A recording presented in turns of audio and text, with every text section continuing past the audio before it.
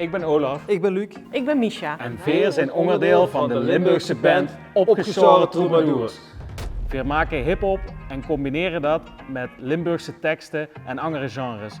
Onze muziek wordt uitgebracht op Spotify en andere streamingsdiensten en vertreien op podia zoals Urpop, Mosterdpop of in Sittard bij Poppodium Volt. En we gaan je in 5 stappen vertellen hoe wij onze liedjes maken. En dan hebben we tips en tricks voor dich om het zelf te doen, ook in het Limburgs. Stap 1.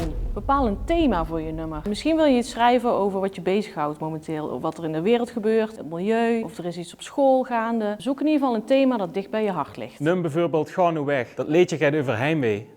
Ik ging op kamers, ik ging studeren en ik begon Limburg te missen. Daar hebben we toen een liedje over gemaakt. Oké, dan heb je nu een thema. Dan komt de rest vanzelf. Te beginnen met stap 2, de tekst. Ga eens nadenken. Hoe gaat het liedje over? Wat voor zinnen horen daarbij? Wat komt er in de op? Schrijf het dus op. Gang brainstormen. Gebruik sterkwoord. Schrijf kleine zinnetjes op. Omschrijf die gevoel. Ik schrijf ook in het Limburgs omdat ik trots ben op de taal. Ik draag dat ook graag goed in mijn liedjes. Wist je trouwens dat iedere regio in Limburg zijn eigen woordenboek heeft? Ik heb bijvoorbeeld het groen buikje van het Gelens. Daarin staat precies wie ze de woord moest schrijven en dan kan ze eerder vertaling terugvangen in het Limburgs. Super hangig en soms inspireert het me zelfs, want er staan ook woorden in die ik zelf nog niet koos of die me weer doen denken aan vroeger. Daar haal ik mijn inspiratie uit. Het schrijven van nummers kan trouwens gewoon op papier. Veel lui vinden dat fijn. En ik doe dat zelf heel graag in de notitie-app van mijn telefoon. En daar heb ze immer bij de hand. Denk nou over de structuur van het nummer. Hoe lang is de intro, hoeveel coupletten en refreinen krijgt het en hoe lang duren die? Een structuur dat zoveel is voorkomen in de hedendaagse popmuziek is een couplet, refrein, daarna een bridge of een tussenstuk en uiteindelijk weer te eindigen met nog een keer het refrein. Werk de losse ideeën die ze dan hebt uit tot een songtekst. Maak bijvoorbeeld coupletten en refreinen. Een couplet duurt wel eens 8 of 16 maten en een refrein 4, 8 of een ander getal. Het maakt eigenlijk ook niet zoveel uit. Gang er creatief bij om. Zolang het voor dich goed vult en goed klinkt, gang er dan met door. Stap 3. De melodie.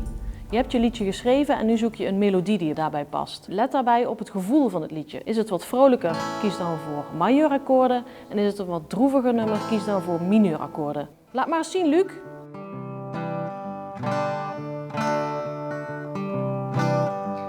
Een akkoordenprogressie hoeft helemaal niet zo moeilijk te zijn. Kijk bijvoorbeeld naar gaandeweg, de akkoorden daarvan zijn D, C en G. De volgende stap is om melodielijnen te gaan zoeken die bij de akkoorden passen. Dit kan ze makkelijk doen door bijvoorbeeld te gaan fluiten of te neurien op de akkoorden die je al gemaakt hebt.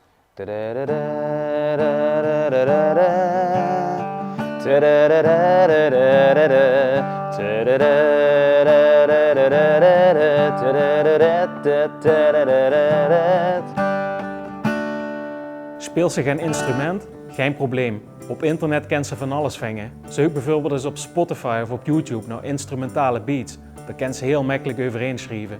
Stap 4. Ontwikkel de muziek. Nu is het tijd om alles samen te gaan brengen en na te gaan denken over de stijl van het nummer.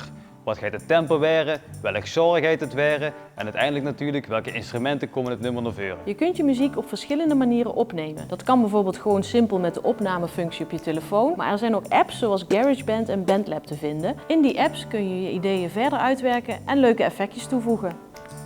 Stap 4. Die nummer afmaken. Eerst maak ze natuurlijk dat demootje. Zet daarna de structuur goed neer. Zorg dat de tekst, de melodie en de instrumenten die ze gebruikt goed samenkomen. Maak logische overgangen tussen coupletten en refreinen. Schaaf voor nodig ook gewoon even de tekst bij je. En lep ze even vast, is dat geen enkel probleem. Leg het nummer even weg en gang daarna weer met een frisse blik aan de slag. Ben je tevreden over je liedje en heb je het opgenomen op je telefoon, misschien wel met zo'n handige app? Laat het dan horen aan vrienden en familie. Misschien hebben zij nog wel handige tips. Uiteindelijk is er natuurlijk niks zo chic als zijn eigen nummer delen. Kijk bijvoorbeeld of er open podia in de buurt zijn.